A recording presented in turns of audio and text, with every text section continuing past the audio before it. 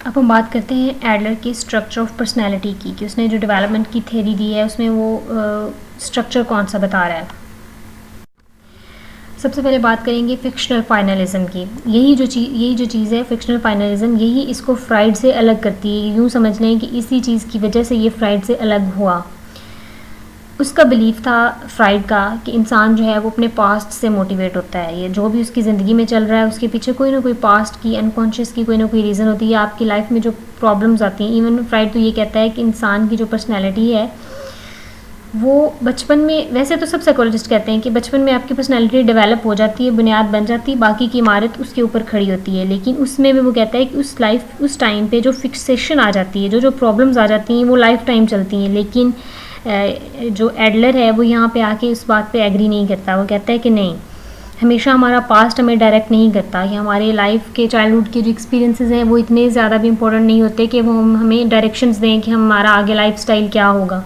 वो कहता है कि हमें जो चीज़ मोटिवेट करती है वो हमारे गोल्स हैं, हमारे आइडियल्स हैं जो हमने अपने लिए बनाए होते हैं, और फ्यूचर पॉसिबिलिटीज़ हमें इन्फ्लुएंस करती हैं कि हमें पता होता है ना कुछ तो कि मैं फ्यूचर में ये बन सकता हूँ, या मेरे अंदर ये खूबी है, ये खामी है, उसको लेकर हम आगे चलते हैं। वो कहता है कि then by past events such as childhood experiences, जैसे कि वो कहता है उसके उल्ट जाके वो कहता है कि सिर्फ पास्ट के चाइल्डहुड की एक्सपीरियंसेस ही नहीं हैं जो हमें डायरेक्ट करते हैं, हमारा लाइफस्टाइल बनाने में, वे सेट करने में हमारा फ्यूचर ज़्यादा वैल्यू रखता है।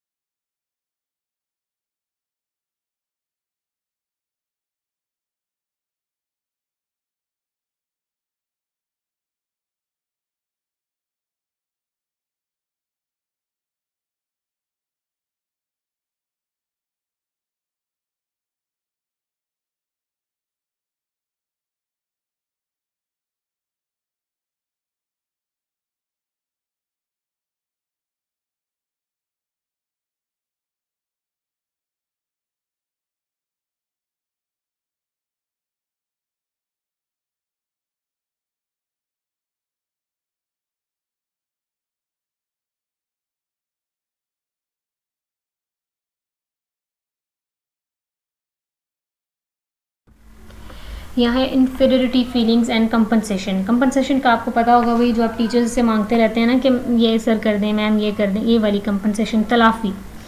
इन्फीरियरिटी होती है अपने अंदर कोई ना कोई कमी महसूस करना। तो वो कहता है कि इंसान के अंदर इन्फीरियरिटीज़ तो होती हैं, तो उनको कंपनसेट करने की वो कोशिश करता रहता है हमेशा।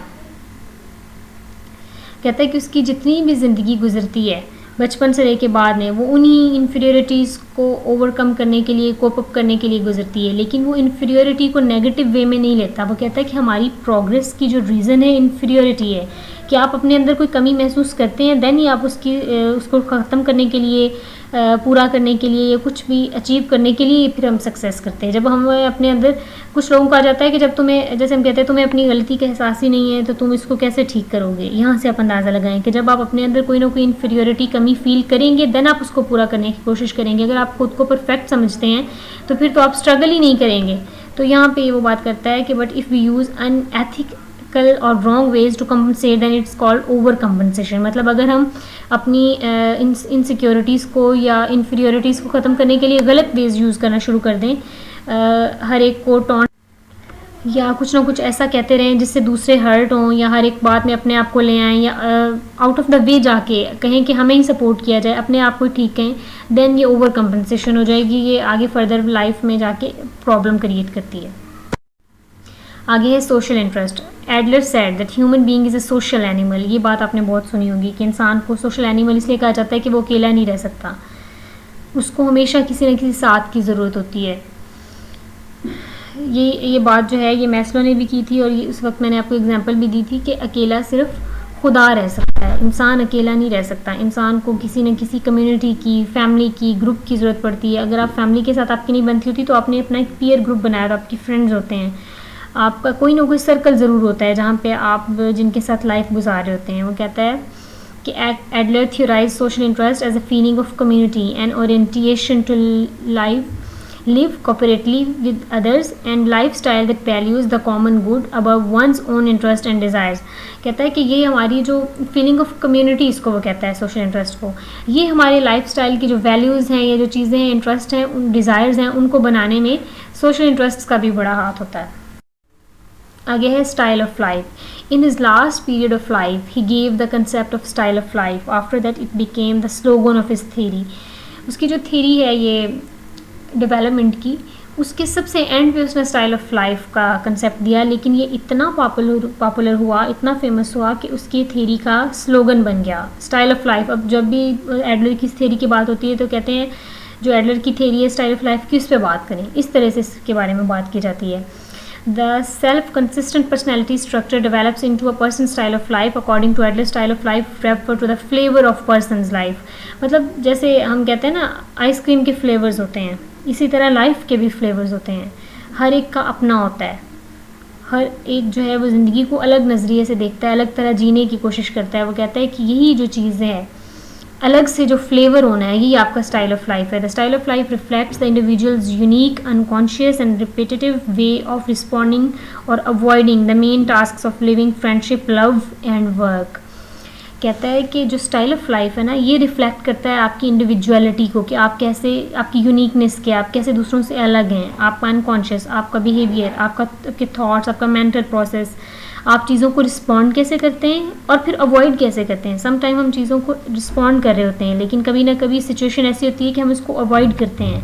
अवॉइड करना भी स्टाइल ऑफ लाइफ में आता है। आगे वो कहता है the main task of living, मतलब जितने भी लाइफ के मेन टास्क हैं, या तो हम उनसे रिस्पॉन्ड करते हैं या उसको अवॉइड करते हैं। फ्रेंडशिप में, लव में, जो भी आपके रिलेशनशिप्स हैं, और आपका वर्क, इन सब चीज़ों को हैंडल करने में आपका स्टाइल ऑफ लाइफ काम आता है। आगे है creative self. Final tenet of Adlerian theory is a style of life molded by people's creative power। वो कहते हैं पहले उसने क्रिएटिव सेल्फ दिया, लेकिन बाद में जो लोगों ने इस पे काम किया उन्होंने इसको क्रिएटिव पावर का नाम दे दिया। वो कहता है कि each person Adler believe is empowered with the freedom to create her और his own style of life. कहता है कि हर इंसान के पास एक फ्रीडम है कि वो अपनी चॉइस जो है वो बता सकता है या अपना वे खुद चूज़ कर सकता है। वो कहता है कि अपना स्टाइल ऑफ लाइफ अल्टीमेटली आप खुद ही चूज़ करते हो, आप किसी को ये नहीं कह सकते कि फ़लाँ की वजह से ऐसा हुआ है। कहता है कि people are responsible for who they are and how they behave. वो इस बात पे नहीं कहता कि आपका बचपन ऐसा था तो इस वजह से आप ऐसे हो गए, बचपन में ये हो गया था या बाद में ये हुआ, वो इन चीज़ों पे नहीं इतना फोकस करता। वो कहता है कि आप जो बन गए हो, जो आप हो, वो कहता है ना कि हु दे आर, मतलब जो आप हैं, और हाउ दे बिहेव, और जैसे आप बिहेव करते हैं, इसके लिए आप खुद रिस्पॉन्सिबल हैं क्योंकि आपकी अपनी चॉइसेस होती हैं। In short, creative power makes each person a free individual. कहता है कि जो क्रिएटिव पावर उसने ये वाला कंसेप्ट दिया, उसमें ये चीज़ आती है कि आपको एक फ्री इंडिविजुअल बना के वो पेश कर रहा है कि आपके हाथ में है कि आप अपनी पर्सनैलिटी कैसे डेवलप करना चाहते हैं।